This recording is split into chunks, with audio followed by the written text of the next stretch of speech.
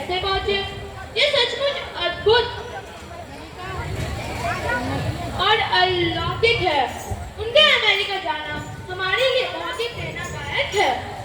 हाँ, तुम बिल्कुल सही कह रहे हो। मैंने भी हमारे संस्थापक आचार्य मिलेनियम के मसीहा श्री प्रभुपाद के बारे में हमारे भक्ति वेदांत विद्यालय में अपने कुछ शिक्षकों से सुना है, तो इंतजार क्यों करें? श्रीमती मोरारजी ने प्रभुपाद को अपने मालवाहक जहाज जलदूत का टिकट दिया, जिसका अर्थ समुद्र का दूत।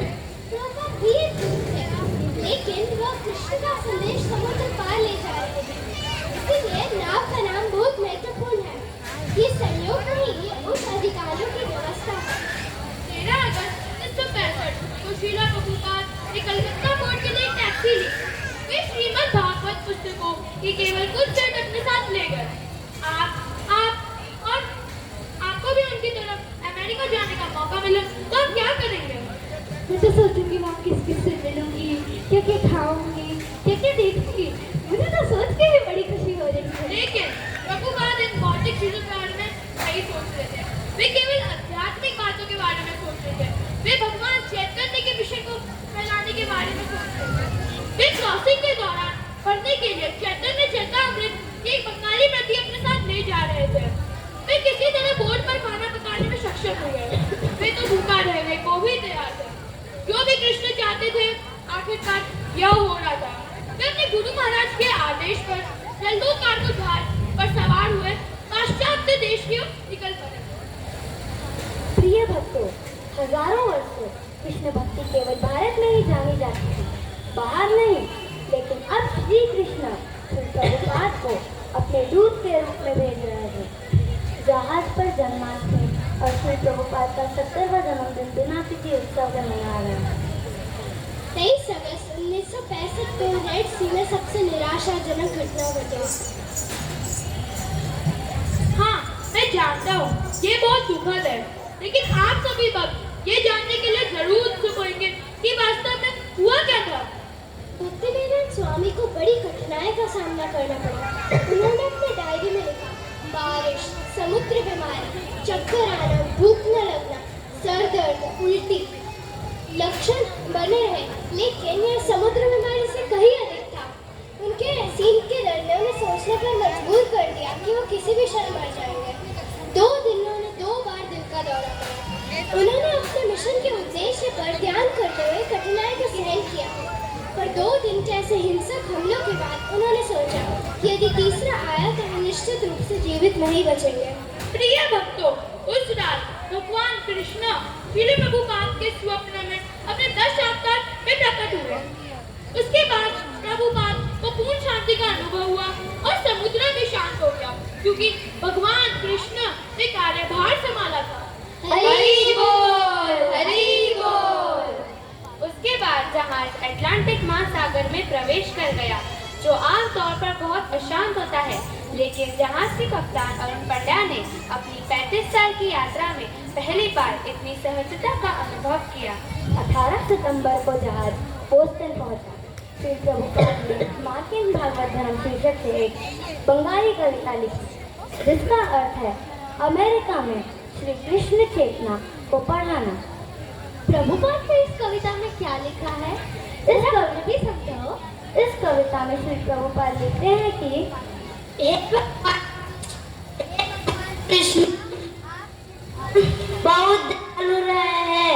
आपका यहाँ कुछ व्यवसाय है क्या? अन्य इस जगह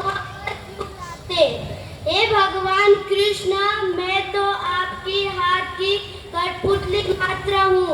इसलिए यदि आप चाहे तो मुझे चाहे जैसे चाहना चाहे। हे भगवान, यदि आप चाहे तो मेरा नाम भक्ति वेदांत के वास्तविक अर्थ को पूरा करने में मेरी सहायता करें। श्रील प्रभुपाद की यह कविता हमारे दिल को छू देने वाली है। महान यात्रा के 38वें दिन 19 सितंबर 1965 को जहाज दोपहर 12:30 बजे न्यूयॉर्क पोर्ट पहुंचा, जो उसकी मंजिल थी। प्रभुपाद के पास केवल 40 40 रुपए थे और जिसका प्रयोग अमेरिका में नहीं किया जा सकता था। इसलिए उन्होंने कैप्टन पांड्या से अनुरोध किया कि क्या वे उनकी एक सेट पुस्तक खरीद सकेंगे। बहुत खुशी से कैप्टन ने प्रभुपाद से $20 में खरीद लिया। आप जानते हैं कि यह अंत नहीं था। अमेरिका पहुंचने के बाद श्री प्रभु अकेले संघर्ष कर रहे थे। तब उन्होंने अपने कुछ अनुयायियों माइक और कार्ल की मदद मिली। मई 1966 में माइक ने मिस्टर गार्डनर से मुलाकात की, जिनके पास 26 एवेन्यू मैनिक नामक न्यूयॉर्क शहर में एक छोटा सा मैचलेस गिफ्ट नामक एक छोटा सा स्टोर था। उन्होंने यह स्टोर श्री प्रभुपाद को किराए चैतन्य प्रभु के मिशन को फैलाने के लिए किराए पर दिया। मैंने सुना है कि यह स्टोर इस्कॉन का पहला इस्कॉन मंदिर बन गया। श्री प्रभुपाद ने स्थापित किया और श्री प्रभुपाद ने श्री गार्डनर को इस्कॉन का पहला ट्रस्टी भी बनाया और मैचलेस गिफ्ट का पारलौकिक नाम आज भी हमारे मंदिरों में सभी उपहार दुकानों को सुशोभित करता है। मैचलेस गिफ्ट्स कितना महत्वपूर्ण नाम है, एक पवित्र नाम का उपहार जो श्री प्रभुपाद ने पूरी दुनिया को दिया है। अब मुझे प्रभुपाद की इस अत्यंत अद्भुत लीला को बताना है। 9 अक्टूबर 1966 को प्रभुपाद न्यूयॉर्क के टॉम्किंस स्क्वायर पार्क में संकीर्तन लेकर आए। हरे कृष्णा कृष्णा कृष्णा हरे हरे हरे राम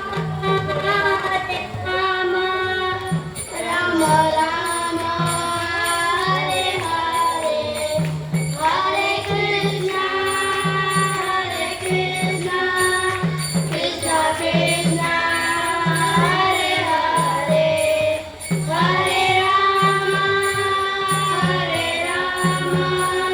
राम राम हरे हरे हरे कृष्णा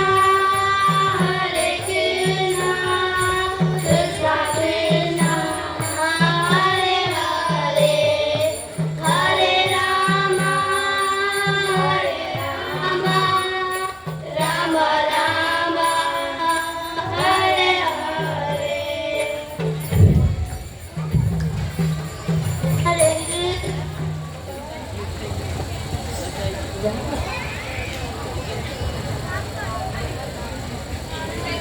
अब अगले दिन द न्यूयॉर्क टाइम्स में बड़ी हेडलाइन छपी। सीजन में पत्रकार आए और वहां बैठे श्री प्रभुपाद और उनके शिष्यों की तस्वीर ली। कैप्शन था, स्वामी का धन बाद में आनंद पाता है।